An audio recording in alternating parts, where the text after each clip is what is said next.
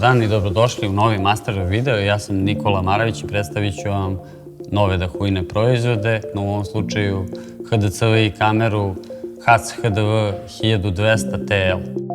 Sa kvalitetom snimka od 2 megapiksela, Full HD rezolucijom, kvalitetnom izradom u metalnom kućištu i pristupačnom cenom, ova kamera je odličan izbor za najosnovnije potrebe video nadzora. Optika je fiksna na 2,8 mm te možete očekivati široku pokrivenost, ali i blagu distorziju slike.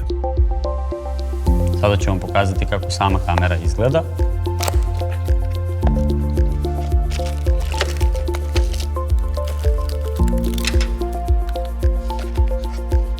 Kamera se nalazi u metalnom eyeball kućištu sa IP67 sertifikatom, koji omogućava vremensku izdržljivost u različitim uslovima, pa čak i u rasponu temperature od -40 do +60 stepeni Celzijusa.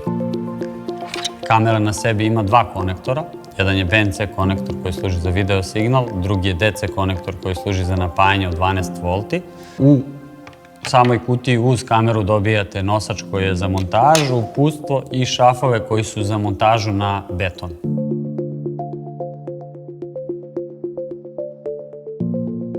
Kao što možete i sami da primetite, u dnevnim uslovima na velikoj razdaljini ova kamera daje prilično jasnu sliku sa lepim tonovima boja. U ovoj rezoluciji dešavanja se mogu razaznati, dok za detalje ovaj optički senzor nije dovoljan. Distorzija slike zbog fiksnog širokougalnog objektiva se može primetiti na zgradama levo i desno. Domet pomoćnog infracrvenog osvetljenja u noćnim uslovima je 30 metara. Ova kamera neće uspeti sama da osvetli površine na većoj udaljenosti, kao što možete da vidite na desnoj polovini snimka. Ovo nije problem ako postoji neka vrsta uličnog osvetljenja ili u momentima kada farovi daju dodatno osvetljenje. U enterijeru širokougaoni objektiv od 2,8 mm vam dozvoljava da uz kameru postavljenu u ćošak na plafonu možete da vidite skoro celu prostoriju. Boje su intenzivne, a predmeti jasno uočljivi na snimku. U odnosu na eksterijer, u uslovima enterijera, infracrveno osvetljenje od 30 metara je sasvim dovoljno da noćni snimak učini jasnim.